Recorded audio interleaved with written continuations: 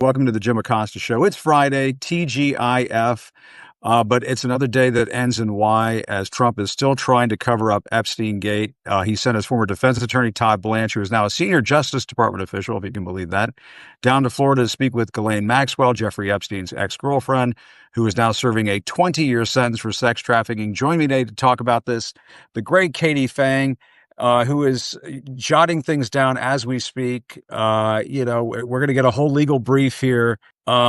Katie, I mean, there's so many different places to start, but this one has really been sort of, grinding my gears a little bit. This notion that Todd Blanche is Trump's former defense attorney. It's already an outrage that he's a senior Department of Justice official, but he gets dispatched down to Tallahassee to talk to Ghislaine Maxwell, who is behind bars. And it just feels like the fix is in.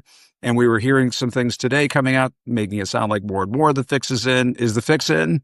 According to David Marcus, the lawyer for Ghislaine Maxwell, post day 2 meeting between Todd Blanche and his client, Marcus says, "We haven't spoken to anyone yet regarding a pardon, but we hope that Donald Trump exercises his pardon power for good." If Because he that's always your does client, yeah, for good, right? We've seen where the pardon goes with Donald Trump. If that's the case, then obviously the either the pitch will be officially formally made. I'm assuming it's already happened, although I do believe David if he says he hasn't spoken to anybody about the pardon yet. But I think the pitch will be officially made post this meeting between Blanche and Maxwell. And listen, I always agree with what you say, but I'll make one small amendment to what you said. Sure. You said Sure. Todd Blanche is his former personal lawyer. He's not a former personal lawyer. He's still working as Trump's personal lawyer. It's so There's true. no You're former, so right. former going You're on so here. right. But as a former prosecutor, and I will use former there, as a former prosecutor, I am disgusted by what is happening here. I do not begrudge David Marcus any of his ability to be an advocate for his client. He's a criminal defense lawyer, has been seeking, the best for his client. But I will say a grand jury indicted Ghislaine Maxwell for certain crimes and offenses. A jury of her peers during a jury trial found her guilty of specific offenses. And to be clear, she was found guilty of 5 separate counts in federal court. The 3 that she got sentenced on to 20 years in federal prison were the ones that got her sentenced. The other 2 were dropped. There's a lot of chatter about her having been convicted of perjury. She was not convicted of perjury. I want to make sure the record is clear. Those charges were actually dropped by the federal prosecutors in exchange for what happened with her sentencing. But I also want to make it clear, though, I also read the 55-page sentencing memorandum that the Department of Justice prepared for her back in 2022, and they made it explicitly clear that Ghislaine Maxwell is a liar. And so anything that you're going to get from Ghislaine Maxwell is not to be trusted. That's the reason why somebody like Congressman Garcia, who you and I know very well, that's why he wants the entire Epstein files subpoenaed from the Department of Justice to be able to corroborate what anything is said by Ghislaine Maxwell. But let's be clear, if she ends up getting the pardon and ends up being all for naught, any of this ends up being completely useless in terms of trying to verify what Ghislaine Maxwell has said. Well, I mean, a couple of things. One is, first of all, we just have to get it out of this right from the start here. I mean, part of Donald Trump's base is QAnon. Yep. And they're the ones who were running with the Pizzagate thing and the sex trafficking thing. So if Donald Trump, as a result of this Epstein Gate thing that he wants to make go away, if Donald Trump pardons a sex trafficker, I'm sorry, but his base should revolt. His base should turn their backs on him. Maybe they won't do it, and that's asking for too much. But that would be the ultimate act of hypocrisy here. If Donald Trump were to pardon Ghislaine Maxwell, a convicted sex trafficker, after all of this QAnon bullshit about Democrats and Pizzagate and sex trafficking and so on. The other thing, though, that bugs me in all of this is exactly what you just said, that Todd Blanche is in the middle of this. And one has to think that Ghislaine Maxwell has probably already asked for a pardon. And I mean, with a wink or a nod or through her attorney or what have you. I mean, you just have to expect that that's what is going to take place. And then Maxwell will come out and make a statement that Donald Trump didn't do anything wrong. And they'll try to wash their hands of the whole thing. But the moral of the story is, if Donald Trump pardons a sex trafficker, that's on him. That's on his record. Yeah, and Donald Trump acknowledges that it is his power. The Yeah. presidential pardon power belongs to him and him alone. So that is the exclusive kind of escape hatch for Ghislaine Maxwell to Right. be able to get out of her predicament. And let me set the table again for everybody who's tuning in so you guys understand kind of the background against which this is all transpiring. So as we mentioned, Ghislaine Maxwell went to trial, was convicted and sentenced. She then appealed her convictions and sentence, and an appeals court denied the relief that she was seeking. And that's why she's currently asking the United States Supreme Court to take up her appeal. Now, what are the grounds? And this is really important. So, Ghislaine Maxwell has basically made an allegation that there was a non prosecution agreement, what we call an NPA. The non prosecution agreement was by and between the United States Attorney's Office in the Southern District of Florida, who at the time was being run by Alex Acosta, who was the Secretary of Labor briefly for Donald Trump and Trump 1.0. That non-prosecution agreement, according to Ghislaine Maxwell, should have applied to her because she was ultimately an indicted co-conspirator of Jeffrey Epstein. She's raised that argument at the trial court level. It's been rejected. She raised it at the appellate court level. It's been rejected. But the argument that her lawyers are advancing to the Supreme Court to convince them to take the case is she's saying, should one promise by one United States Attorney's Office, this being the one down in the Southern District of Florida, bind other United States Attorney's Offices, this one being the Southern District of New York? And because of a conflict in the law in that, even though the Department of Justice policies are very clear that if any agreement like that is reached, both of the U.S. attorneys have to sign off on it from the respective jurisdictions, Maxwell saying, look, I was done wrong. I was done dirty by the U.S. Attorney's Office here, and I should have been party. I'm not telling you I agree. I'm just telling you that's what her legal arguments are. And so what's fascinating, Jim, is she's not saying I'm totally innocent. What she's saying is I never should have been prosecuted in the first place, which I understand some people may quibble with me. It's just semantics, but I disagree. I think it's very clear here. Her route out of all of this is her saying, this non-prosecution agreement should have applied to me. Well, that would be on a technicality and not on whether she actually did these things, which, True. I mean, I suppose technicalities exist and people get off on technicalities. But Trump was, speaking to reporters today as he left the White House, and he was again being critical of people focusing on Epstein. He said people should really focus on how well the country is doing. He later adding that he has nothing to do with the guy. I mean, that's not true. And then he went on to say that about the issue of a pardon or commuting her sentence. It's something that I haven't really thought about. It's not recommended, he said. It's something I'm allowed to do, he added, but it's something I've not thought of. He said, it's something I'm allowed to do. I've followed Donald Trump. I've covered him long enough. I've been up close with him. When he says those kinds of words, when he makes that kind of a comment, the gears are already turning in his head. So one has to think this has all been contemplated. And Katie, the other thing that I, really bugs me in all of this is, according to the Wall Street Journal bombshell that came down a few days ago, he was told that he was in the Epstein files back in May. He was informed he already knew that he was in the Epstein files, but he was informed by Pam Bondi. And then they went through this whole theater of drafting that Justice Department memo, putting it out, saying we're sweeping this under the rug, case closed, whatever you want to call it. I mean, what were your thoughts on that when you saw that and just the behavior that we've seen exhibited by Trump, Bondi, the Justice Department throughout all of this? So a couple of thoughts, Jim. Yeah. One, I think it's notable that it is Todd Blanche that is down in Tallahassee doing this meeting. It is not Pam Bondi. So you think if something this big is going on, the United States Attorney the United States Attorney General would be handling this, right? But she's not. It is literally the Deputy AG, somebody who is clearly, I think I have made this argument, I will make it again. She is not as battle tested in Trump's eyes as Todd Blanche is. Todd Blanche is somebody who I think he looks at and says he's got more gravitas, he's got more credibility, and he has gone to war for me more so than Pam Bondi. Pam Bondi has just been, and you know how Trump likes to look at and treat women, even those that he picks to serve in his cabinets, he doesn't have as much respect for them. In addition, Jim, Emil Bove is already swimming in a cesspool of caca already, dealing with his own federal nomination to the Third Circuit. Emil Bove's not going to touch this with a 10-foot pole because he also doesn't want to have complications for his federal circuit court appointment for the appellate court. But here's the other thing, too. The Wall Street Journal also reported that back on Friday, when they asked Todd Blanche and Pam Bondi about all of this, they said, "We have done an exhaustive review of the Epstein files, and we have determined that there is no further prosecution or investigation warranted here."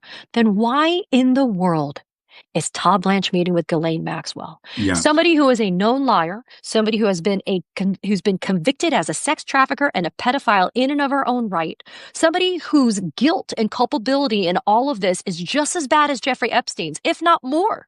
Remember, she is the one who was sent out of her own accord to recruit, to groom, to make them comfortable with the sexual abuse because she was a fellow woman. In fact, some would argue that she's more responsible for the degradation, abuse, and harm that was caused to all of these victims and these Bingo. survivors.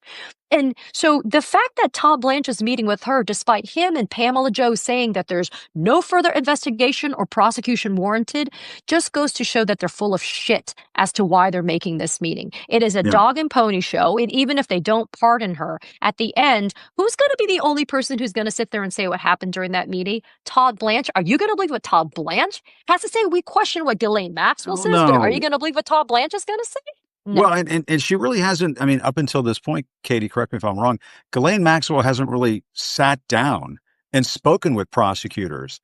It's only when she has this leverage over the president of the United States, she has him over a barrel, and she knows this is her moment to strike. She's like a viper. This is her moment to strike, and she's going to strike. And I mean, Marcus, her attorney, said after these comments from Donald Trump, well, we hope he exercises that power, talk about the pardon, in the right and just way. I mean, as you were saying earlier, I mean, it just feels like this is, I mean, again, the fix is in. Yeah, and here's the thing. There's a reason why Ghislaine Maxwell hasn't sat down with prosecutors up until now. Todd Blanche went on social media and he made it look like he was some freaking superhero, that he was going to go be with her because everybody else prior to him didn't have the balls to go and do it. When the reality is this, the Ghislaine Maxwell, like Jeffrey Epstein, was dead to rights when it came to the guilt and the culpability here.